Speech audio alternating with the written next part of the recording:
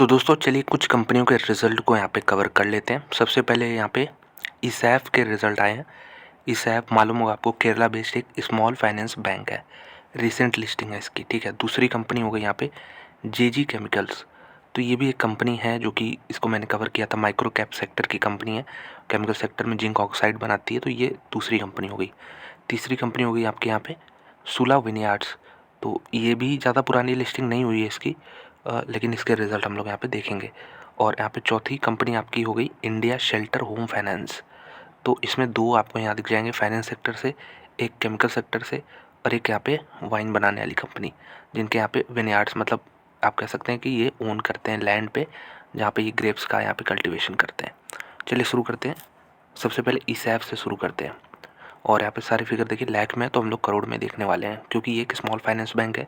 अभी न्यूज़ भी थी आरबीआई की तरफ से कि लाइसेंसिंग मिल सकती है यूनिवर्सल बैंक बनने के लिए, लेकिन उसमें ईसैफ काफ़ी छोटा नाम है। इक्विटास बड़ा हो गया, एयू हो गया, उज्जीवन, ये सब फ्रंट रनर सब यहाँ पे हैं। तो सबसे पहले टोटल इनकम अगर हम देखें तो 1152 करोड़ का इनकम है। पिछले क्वार्टर में 1094 करोड़ का इनकम था। एक साल पहले 867 करोड़ का इनकम था।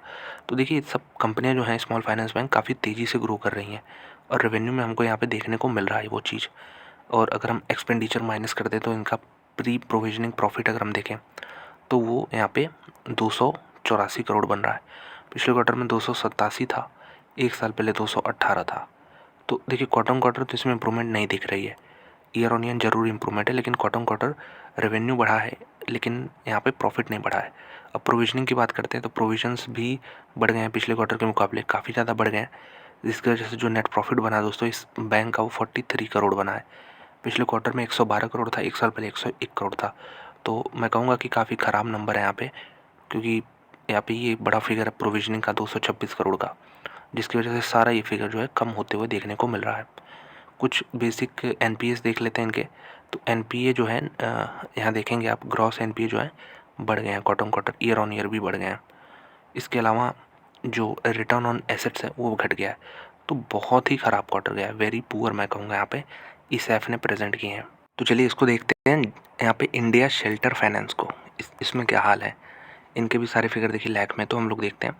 सबसे पहले ये एक एनबीएफसी है, तो यहाँ पे प्रोविजनिंग की कोई बात नहीं होगी, सीधे बेसिक टर्म्स में इनके फिगर्स होंगे। टोटल इनकम देखिए 244 करोड़, पिछले क्वार्टर में 218 करोड़, एक साल पहले 177 करोड़। तो ये भी काफ़ी तेज़ी से अपना टॉप लाइन बढ़ा रही है। प्रॉफिट बिफोर टैक्स कितना बना है यहाँ पे 99.6, मतलब लगभग 100 करोड़ बना है। पिछले क्वार्टर में 81 करोड़ था, एक साल पहले 68 करोड़ था।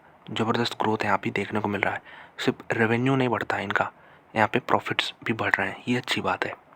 इसके अलावा अगर हम ईपीएस देखें तो 7 रुपये 28 पैसे बना है, जो कि पिछले क्वार्टर में 6 रुपये 75 पैसे था, एक साल पहले 6 रुपये 7 पैसे था। तो मैं यहाँ कहूँगा हाँ, बहुत ही शानदार नंबर इंडिया शेल्टर फाइनेंस ने प्रेजेंट किए हैं। जबकि सिमिलर केस देखें ईसैफ ने फाइनेंस सेक्टर में रह के भी अपना जो है बहुत ख़राब नंबर प्रेजेंट किए हैं। वहीं ये एनबीएफसी में होम लोन्स देने वाली कंपनी काफ़ी अच्छा परफॉर्म की है। तो देखिए जेजी केमिकल्स को देख लेते हैं। यहाँ पे जे और जी केमिकल्स है इनका नाम, ठीक है। इसके फंडामेंटल्स मैंने कवर किए थे, काफ़ी अच्छे मुझे लगे इस कंपनी के, और वहाँ से रनअप भी काफ़ी अच्छी आ चुकी है। 184 करोड़ का इनकम है, पिछले क्वार्टर में 163 था, एक साल पहले 198 था। तो इनकम को नहीं बीट कर पाए, ईयर ऑन ईयर इनका इनकम 14 करोड़ घट गया है, ठीक है। तो इसमें बीट नहीं कर पाए जितना पिछले साल था। क्वार्टरली वाइज बीट किए हैं। अब खर्चों की बात करते तो खर्चे कम हुए हैं, जिसकी वजह से प्रॉफिट बिफोर टैक्स 18 करोड़ बना है। पिछले क्वार्टर में 14 करोड़ 60 लाख, एक साल पहले 16 करोड़। तो अब ये देखिए यहाँ पे क्या ज़बरदस्त इंप्रूवमेंट है। रेवेन्यू नहीं बढ़ा, लेकिन प्रॉफिट ज़रूर बढ़ा लिया। क्योंकि खर्चे कंट्रोल कर लिए, यहाँ पे काफ़ी कंट्रोल कर लिए हैं, जिसकी वजह से एक हमें पॉजिटिव ईपीएस देखने को मिल सकता है।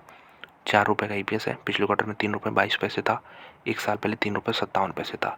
तो ठीक है, एक डिसेंट इनके लिए क्वार्टर गया है, अच्छा ग्रोथ है। Year on year quarter on quarter तो और भी अच्छा यहाँ पे ग्रोथ है। तो सुला विनियार्ड्स को देखते हैं। यहाँ पे सबसे पहले 4.5 रुपये का यहाँ पे डिविडेंड है, ठीक है।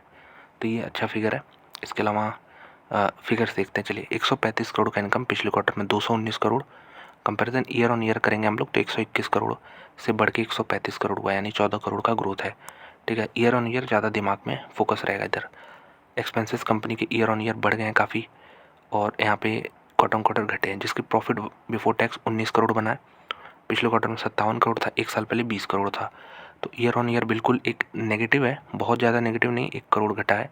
लेकिन हाँ, इम्प्रूवमेंट 12 महीने में तो कोई एक्सपेक्ट करेगा ही कि 12 महीने का टाइम पीरियड है तो भाई कुछ तो इम्प्रूवमेंट हो, वो चीज़ नहीं देखने को मिला है।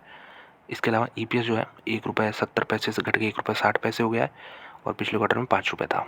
ये हो सकता है सीजनल की वजह से हो, Q3 है, डिमांड यहाँ पे ज़्यादा हो, लेकिन फिर भी एक ख़राब क्वार्टर इनके लिए, सूला विनियार्ड्स के लिए गया है।